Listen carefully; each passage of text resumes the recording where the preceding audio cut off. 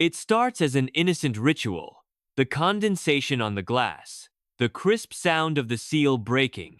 That first, golden sip feels like a justified reward for a hard day's work. For thousands of years, humanity has romanced this liquid, weaving it into the fabric of our history and celebrations. But strip away the culture, strip away the marketing, and look purely at the biology. The science is terrifyingly precise. The moment that alcohol hits your tongue, a silent alarm rings deep within your physiology. It is not a beverage, it is an invasion. Within minutes, the delicate chemistry of your mind is hijacked.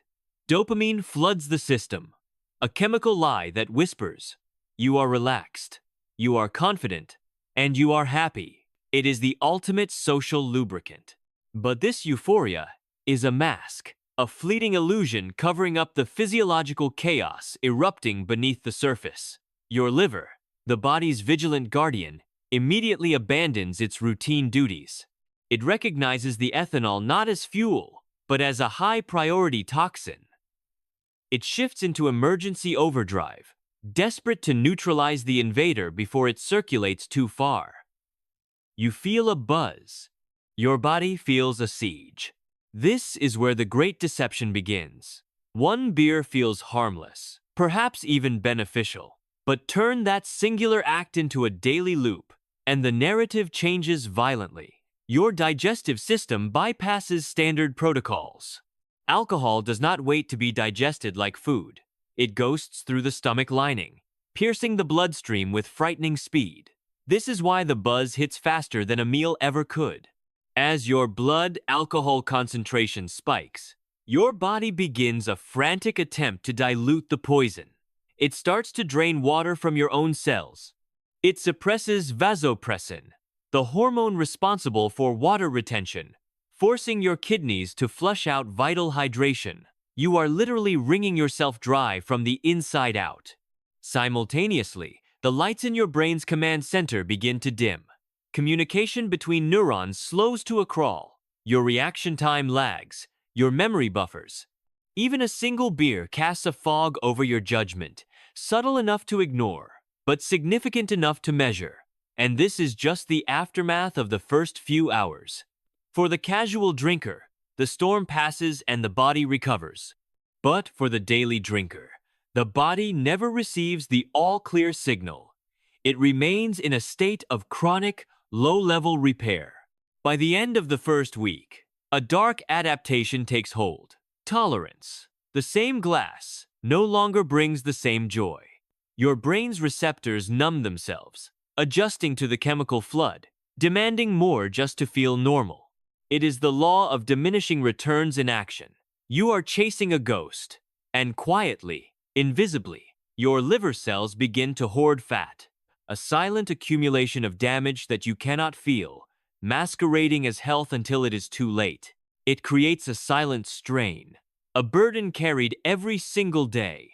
After 30 days, the stress becomes undeniable, which brings us to a critical question.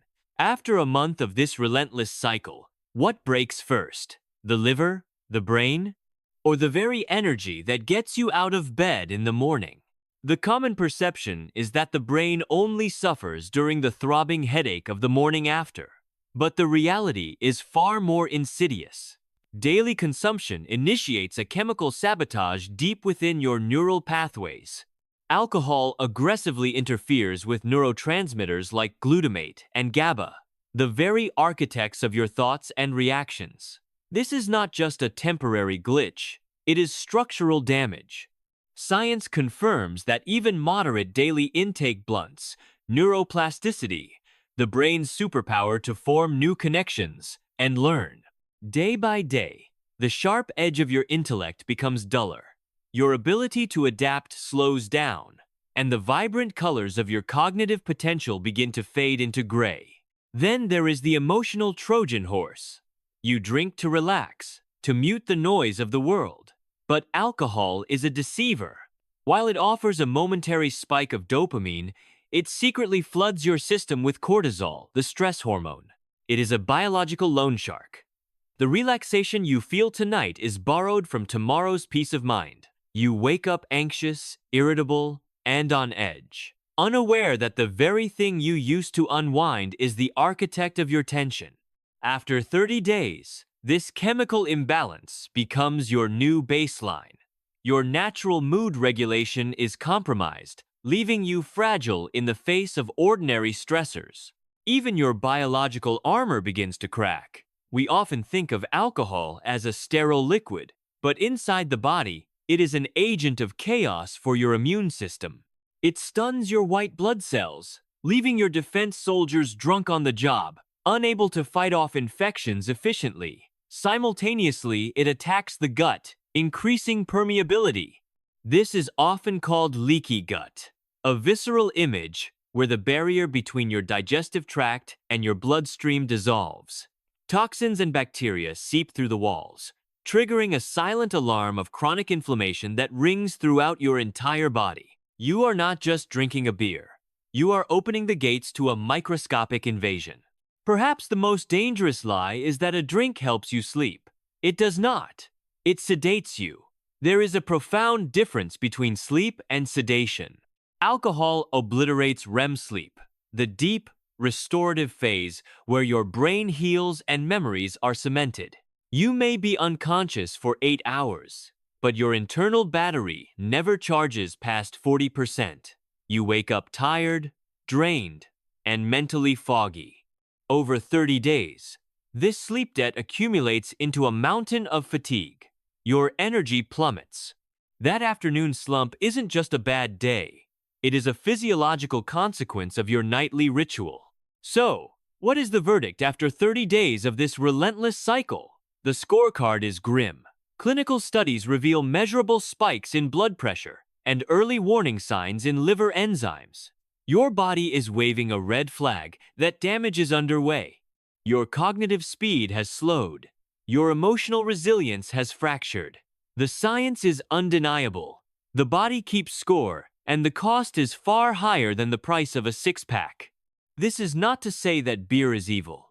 It is an inanimate object. The villain here is repetition.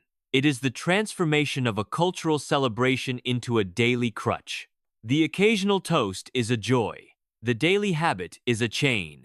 Your body is resilient, miraculously so, but it is not invincible. It requires a ceasefire to repair the walls you have been tearing down.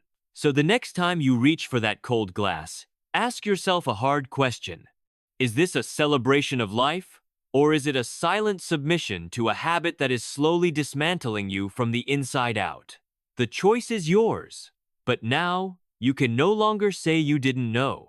If you are ready to reclaim your biology and unlock the full potential of your mind, join us on this journey. Subscribe to discover the truths that others are too afraid to tell you.